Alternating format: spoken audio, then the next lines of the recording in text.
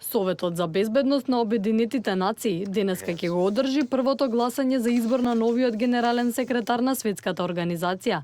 Амбасадорите на земјите членки во Советот за безбедност во Обединетите нации ќе гласаат зад затворени врати за избор на наследник на генералниот секретар Бан Ки Мун.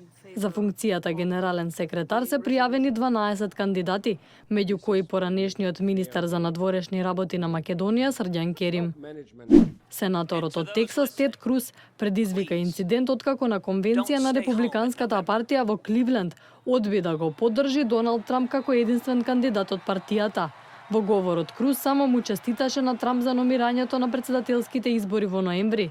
Поради тоа, над 2000 делегати на конвенцијата го извикаа Круз и го прекинуваа во говорот со извикување на името на Трамп.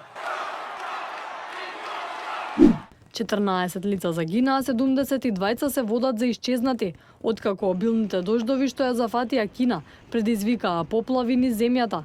Властите во Кина прогласија црвена фаза, а повеќе од 120.000 лица беа евакуирани поради безбедносни причини.